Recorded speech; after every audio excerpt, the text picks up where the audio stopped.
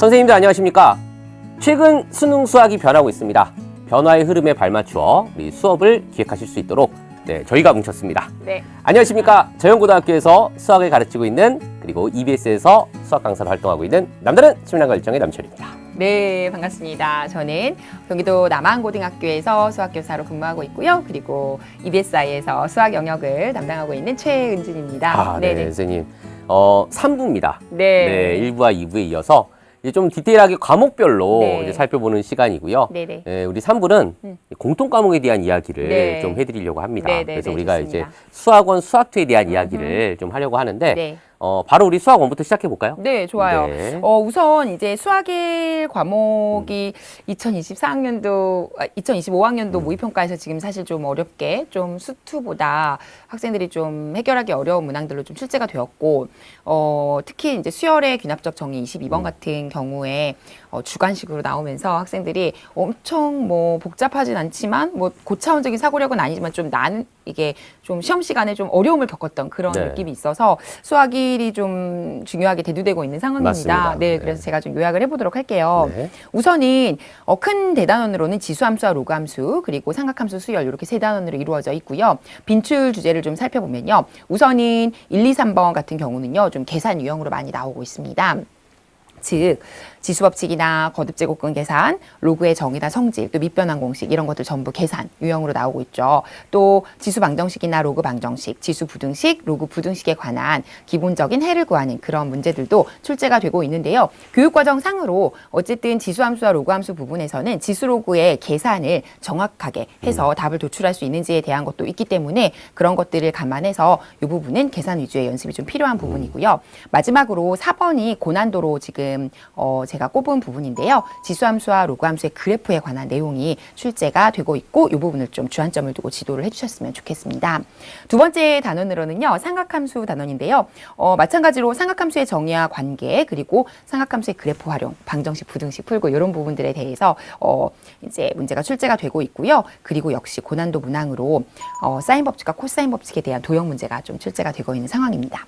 네. 마지막으로 수열이죠. 네, 수열이요. 수열은요, 등차, 등비 수열의 일반항과 합의 공식에 관한 내용, 그리고 시그마의 성질과 여러 가지 수열의 합, 요 기본 계산 나오고 있고요. 그리고 마지막으로 수열의 귀납적 정의 역시 지금 고난도 문항으로 출제가 되고 있습니다. 네.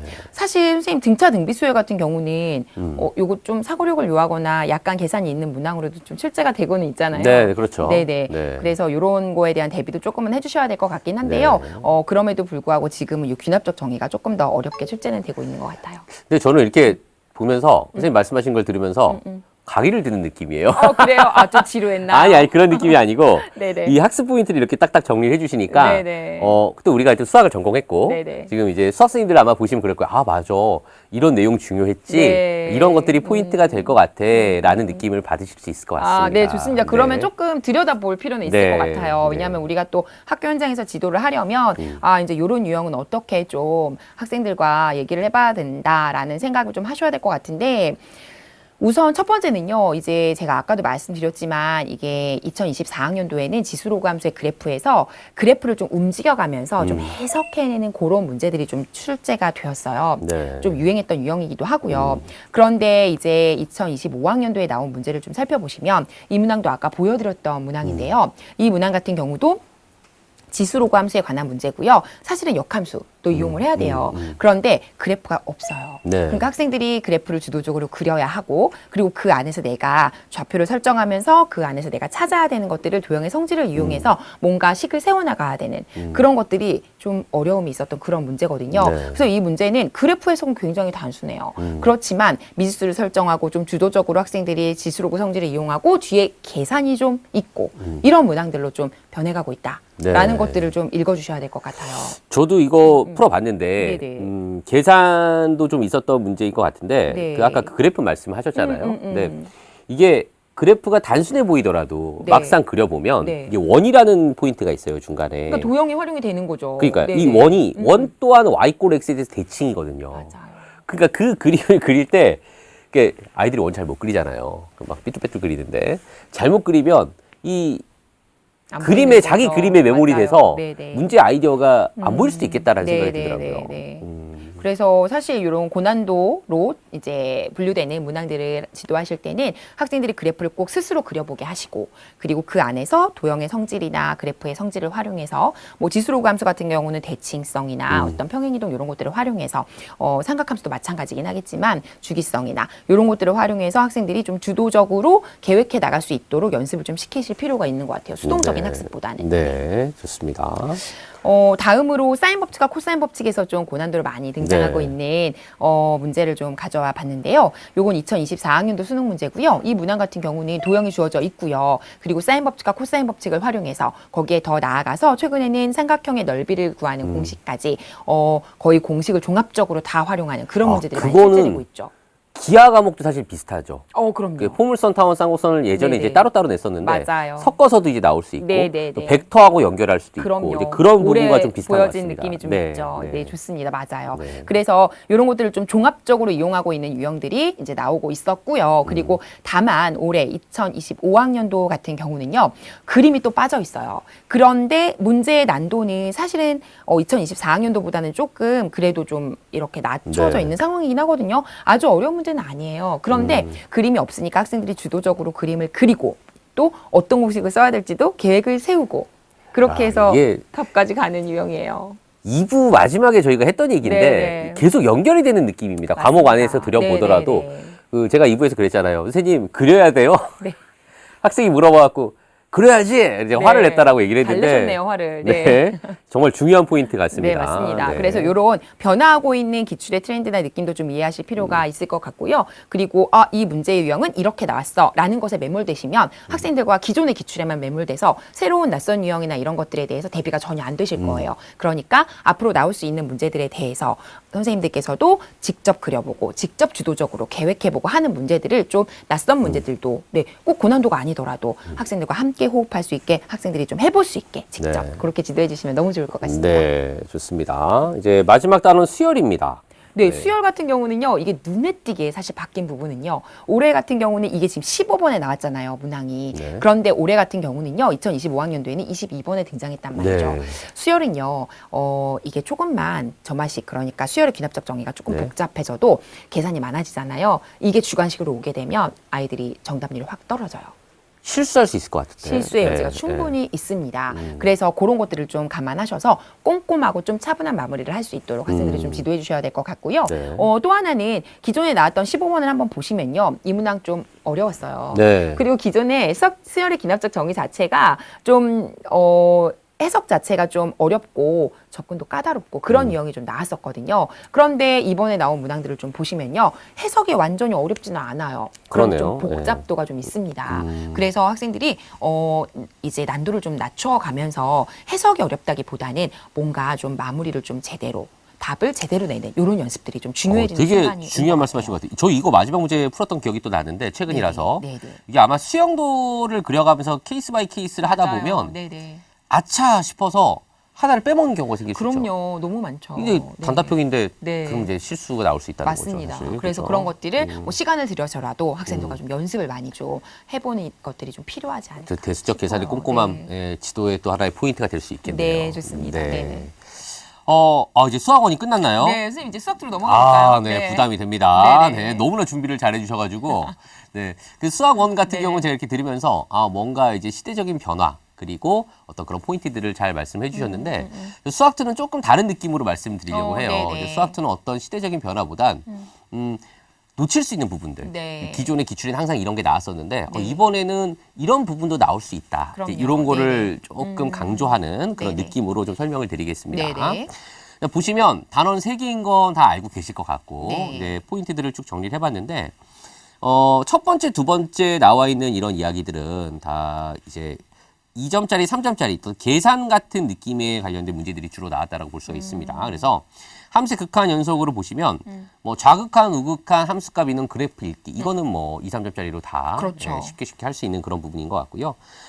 이 2번 연속 함수의 성질과 미분에 나와 있는 이 2번을 좀 비교해서 보시면요. 네. 이 불연속 함수와 연속 함수를 곱해서 연속 함수를 만든다거나 미분 가능한 함수와 미분 불가능한 함수를 구간이 이제 나눠진 그렇죠. 거. 네네. 예, 그렇게 해갖고 이제 미분이 가능하게끔 또 만든다거나 맞아요. 이제 이런 포인트는 좀 비슷했던 것 같고. 빈출 주제죠. 그렇죠. 네네. 지금 말씀하신 게 정확한 표현입니다. 네네. 빈출 주제고 네. 학생들도 많이 연습이 되어 있고 네. 선생님들도 아 이런 건 많이 해봐야지라고 생각을 하실 맞죠. 겁니다. 네. 그런데 요 3번을 보시면 극한과 연속으로 주어진 조건을 만족하는 함수의 추론 네네. 이 고난도 부분하고요. 네. 이제 미분에서 또 세 번째 3, 4차 함수를 추론하는 것도 이제 과거에는 어떤 이제 방정식과 부등식의 활용이라든가 극대극소에 대한 힌트 내지는 미분 가능성에 관련된 힌트, 뭐 변곡점에서의 접선. 아, 물론 이제 수학에서 단서로. 변곡점이라는 거를 쓰진 않지만 네네. 예, 우리가 이제 뭐 그 X세제곱 같이 그쵸. 예, 변곡점의 접선의 네네. 기울기가 0인 이런 상황도 많이 예, 활용을 하잖아요. 네네. 근데 그런 전통적인 거하고 좀 다른 형식이 최근에 나왔다는 것에 맞아요. 주목할 필요가 있다라는 네. 거예요. 이제 그런 얘기를 좀 드리고 싶고요. 적분 같은 경우도 이제 세 번째 정적분으로 나타내어진 함수 같은 경우도 상당히 이제 또 빈출 주제고 또 풀이 방식이 또 많이 정해져 있습니다. 네. 그런데 때에 따라서는 그 문제 형태가 크게 두 가지로 나뉘어지는 것 같고 그 접근 방법을 달리할 필요가 있다. 이제 그 부분을 학생들이 잘 모르더라고요. 그래서 거기에 대한 또 예시까지 제가 네, 또 좋습니다. 가지고 왔습니다. 아, 준비 많이 하셨는데요. 네. 네. 네. 그럼 첫 번째, 네. 네. 극한에 대한 얘기, 연속에 대한 얘기를 보시면, 선생님이 처음에 이제 네, 앞에서 네. 보여드렸던 13번 네. 문제입니다. 네. 그래서 이 중간에, GK하고 이 좌극한 우극한에 대한 이 조건. 만약에 연속이라면 얘가 다 3으로 같아져야 되거든요. 그렇죠. 네, 근데 연속이 아닌 상황이겠죠, 물론. 그렇죠. 그럼 이 등식을 만족하는 상황을 이 미정계수를 바꿔가면서 이제 그래프를 움직여가면서 이제 판단해야 맞아요. 되는 건데 그러니까 작년에 이게 굉장히 유행했던 것 같아요. 유행이에요. 네. 움직여가는 거. 이게 유행입니다. 그걸 우리 선생님들이 읽으셔야 돼요. 그러니까. 맞아요. 예, 네네. 이제 그런 얘기를 좀 하고 싶었고, 근데 이게 또 아까 수학 원하고 좀 비슷한 부분이 있는 게 꼼꼼하게 상황을 다 체크해야 돼요. 맞아요. 네, 따져보고. 케이스 바이 케이스를 다 그렇죠. 따져봐야 네네. 되고 또 모든 식을 꼼꼼하게 평소 공부할 때는 써보는 연습이 중요하겠지만 네네네. 실전에서는 또 빠르게 그 상황만 또 네. 쓰는 연습도 돼야 될 것 같고. 맞아요. 이거 네. 사실 해설 쓰면 진짜 한 두 바닥 나오거든요. 케이스 다 없애고 하면. 이게 또 그죠. 문제를 푸는 것과 맞아요. 해설을 쓰는 건 또 다르잖아요. 근데 다르죠. 학생들은 이제 실전에서 풀어야 되니까 네. 빨리 캐치해서 그거에 해당되는 그 그렇죠. 케이스만 딱 가져갈 수 있는 그렇죠. 연습들을 할 수 있는 게 좀 필요할 것 같아요. 네, 학교 맞습니다. 현장에서는. 네, 네. 이게 이제 최근 유행이다. 네, 네, 네. 요걸 좀 말씀드리고 싶었고요. 네. 두 번째는 이게 이제 2023이긴 하지만 저는 이 문제가 또 의미가 있었다는 생각이 들어요. 그러니까 6월이었어요. 맞아요. 네, 함수의 극한 부분이라고 하면 보통 이제 그 부정형꼴의 극한의 계산 위주로 네. 2, 3점짜리 위주로만 많이 생각을 하는데 네, 네, 그리고 네. 아니면 연속함수의 성질의 어떤 도구로서 생각을 할 수 있겠지만 네, 네, 네. 충분히 이 함수의 극한값을 계산한 또 극한값이 존재하지 않는 네, 이런 네. 상황의 조건을 갖고 충분히 최고난도 문제가 나올 수 있다. 네. 저는 사실 이 당시 이 문제가 되게 저한테는 충격적이었어요? 예, 저한테 충격이었습니다. 네, 왜냐하면 야, 이 극한의 이 조건을 가지고 최고난도 문제를 만들어낼 수 있구나. 네. 그러면 여기서 식이 다 나와야 되는 거잖아요. 그러니까요. 네네. 이 식을 변형해서 계산할 네네. 거라고 생각을 못 할 수 있거든요. 네. 학생들이 위에 있는 식만 가지고 어떻게든 해결하려고 생각할 텐데 사실 막상 이 부정꼴을 계산하다 보면 예, 분자는 0으로 가지 않지만 분모가 0으로 가는 상황이다. 그러니까 분모가 0으로 가는 상황에서 극값 존재하지 않으니까 그게 이제 문제의 키포인트이긴 합니다. 네, 그런데 이런 조건을 낯선 조건이죠. 어떻게 보면 그렇죠. 평소에 극한에 관련된 문제를 볼 때도 네네. 그냥 계산 연습만 하지 말고 네. 극한의 꼴파하기 상당히 중요하다. 네. 그래서 선생님들도 이제 학교에서 물론 네네. 이 문제도 중요하겠지만 네네. 쉬운 문제를 지도하실 때도 네네네. 예, 함수의 극한의 그 부정의 꼴파 네, 이걸 좀 강조하시면 예, 이런 문제를 풀 때도 또 간접적으로 도움이 되지 않을까 네네. 라는 차원에서 또 이 문제를 가져와 봤습니다. 네네네. 네. 미분 단원으로 가볼게요. 네. 네. 또 이제 3, 4차 함수의 추론입니다. 아, 이것도 많이 어려워했던 문항이었던 이 것 문제 같아요. 어려웠어요. 네네. 네, 보통 우리가 3차 함수의 추론하면 극대극소가 존재해? 그럼 뭐 좌표축에 접할까? 어디에 접하지? 그럼 접하는 상황 이런 것도 많이 나왔고요. 그리고 미분 가능성 아까 처음에 얘기했지만 그런 부분들 대칭성, 이 대칭점에 대해서 대칭성 이런 것들을 많이 물어봤었는데 그러니까 기존에 나왔던 유형하고는 조금 느낌이 결이 다른 결이 문제긴 달라요. 했었어요. 네, 네, 맞아요. 이거는 네. 좌표축과의 교점이고요. 네, 맞아요. 예, 함수값의 부호가 다르다는 것을 통해 네, 네. x절편이 어떻게 결정이 되지를 네. 생각해야 되거든요. 네, 요런 단순하지만 요런 조건을 가지고 학생들이 뭔가 이 그래프를 추론해가는 그 과정이 예전과는 좀 다른 추론이었던 것 같아요. 네, 그리고 저는 개인적으로 또 어려웠습니다. 이 네, 문제가. 어려운 문제였죠. 네. 맞습니다. 하나씩 네네. 그 수들을 넣어보면서 네네. 이게 이 조건이 어떤 걸 의미하지 뭔가 또 문해력하고도 관련이 있었던 그럼요, 걸로 그럼요. 생각이 듭니다. 네네. 그래서 기존에 있던 기출의 형태를 연습하는 것도 중요하지만 이런 조건 해석이라든가 어떤 이런 또 생소한 문항이 나올 수도 있다. 네, 낯선 문항에 대한 대비. 네, 그런 것도 좀 고민을 필요하다. 좀 해보고. 네. 그렇죠. 그런 수투는 좀 그런 게 좀 있는 것 같아요. 네. 좀 맞죠. 아이디어 직관에. 싸움이 네, 있습니다. 맞아요. 네, 쉽지 않은 부분인 것 네네. 같고요. 또 이제 비슷하게 4차 함수를 또 가지고 와봤는데요. 네. 3차를 하나 보여드렸으니까 이제 4차 같은 경우도 얘는 앞에 있는 문제에 비해서는 좀 이제 할만했던 것 같고 아이디어는 조금 단순했죠. 네. 기출의 형태랑 약간 비슷했습니다. 네네. 근데 묻는 걸 조금 다른 방식으로 물었던 것 같아요. 네. 보통 이제 x축과 x축의 평행한 직선과의 교점의 개수를 좀 이제 직접적으로 보통 표현을 했다라고 하면 네네. 이 문제 같은 경우는 집합의 원소유 개수가 3 이상이 된다. 네. 네, 이게 결국 아까 제가 했던 얘기 맞아요. 그 얘기잖아요. 사차함수의 네네. 개형이 어떻게 되는지. 그렇죠. 그걸로 또 추론을 하라는 얘기죠. 그렇죠. 그 네. 범위를 통해서 이제 우리가 추론을 하라는 얘기인데 네네. 기존에 나왔던 기출의 형태도 이런 식으로 또 특색 있게 변형이 될 수도 있다. 그래서 이제 이런 문제도 또 최근에 유행 중에 하나가 아닌가. 네. 근데 이 네. 문제는 사실 선생님 계산도 좀 많이 있었어요. 계산이 있었습니다. 네, 그래서 이제 문제들이 주관식의 경우에 좀 계산으로 붙들어 놓는 경우에는 학생들이 좀 당황하지 않고 계산을 좀 잘할 수 있도록 3학년이 되더라도 계산을 끝까지 좀 연습을 하는 습관을 기르도록 하는 것도 너무 네. 중요할 것 같아요. 상당히 중요한 팁입니다. 네, 그냥 이게 눈으로만 보거나 나 이 문제 풀 수 있어 라고 넘어가는 거랑 내가 끝까지 계산을 마무리하면서 가는 거랑은 다르죠. 정말 차원이 다르죠. 다르죠. 네네. 네. 또 수학2 문제가 아무래도 좀 이런 고난도 문제들이 아이디어 싸움이다 보니까 네네. 학생들이 이거 아이디어 나 봤던 건데 네, 라고 할 그냥 수 있어 하고 넘어갈 수 넘기죠. 있고. 네. 그렇게 하면 안 되죠. 맞아요. 사실은. 그리고 그런 연습을 통해서 또 속도감도 높아지기 때문에 네. 사실은 이 아까도 말씀드렸지만 타임 어택도 굉장히 중요하고 그래서 내가 잘할 수 있는 분야에서는 시간을 최대한 세이브하고 네. 이런 연습들을 할 수 있게 학교 현장에서 좀 지도해 주셨으면 좋겠습니다. 네. 네네. 자, 이제 마지막 적분 단원인데요. 네네. 정적분으로 나타내어진 함수입니다. 네. 네, 정적분으로 정의된 함수를 보면 두 문제를 가지고 왔는데요. 이 앞부분 같은 경우는 사실 이제 어려운 문제는 아니에요. 이게 22번이었지만. 맞아요. 네. 그래서 정적분 나타내어진 함수를 보통 이제 대수적으로 적분과 미분 사이의 관계를 이용해서 네. 1을 대입해서 0을 만들고 미분해서 F가 됐다. 이제 그렇죠. 이런 거잖아요. 전형적인. 아주 전형적인 네, 문제입니다. 맞아요. 전형적인 문제인데 풀이도 간결하고 그렇죠. 네, 이제 이런 부분들에 대한 연습이 학생들이 네네. 많이 됐던 것 같아요. 네. 미적분에서도. 그러다 보니까 뒤에 문제 한번 넘겨주세요. 네. 이런 문제를 보면 이거 대수적으로 해결해야 되나? 맞네요. 네. 라고 생각하면 안 된다라는 고민되죠. 거죠. 네, 이거는 사실 이제 선생님들은 문제를 보면 아실 거예요. 네. 예, 얘는 적분과 넓이 사이의 관계를 맞아요. 읽어야 되는 거죠. 네네. 그러니까 적분 방향도 중요하고요. 그렇죠. 네, 정적분 값의 부호가 양수냐 음수냐라는 건 도대체 기하적으로 어떤 의미를 갖는지를 그러네요. 해석하는 것이 네네네. 포인트가 되는 문제인데 네네. 학생들이 아무래도 이제 그 수학2는 정해진 기출이 또 많다 보니까 그것만 연습을 하다 보면 거기에 매몰돼서 이런 유형들을 좀 놓칠 수가 있어요.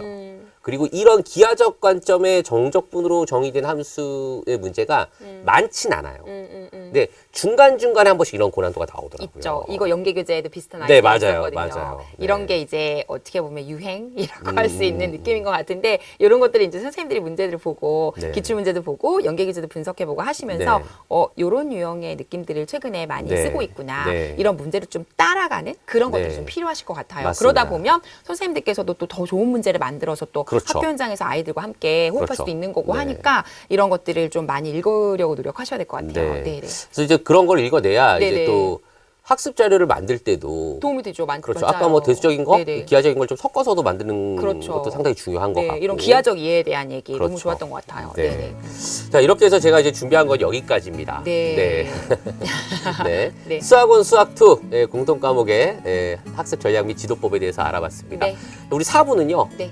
우리 선택 과목에 선택 대한 과목 얘기 안 이야기. 할 수 없죠. 네, 또 준비했으니까 끝까지 함께 시청해 주시면 감사하겠습니다. 네. 지금까지 감치열 최은진이었습니다. 였습니다. 감사합니다. 네.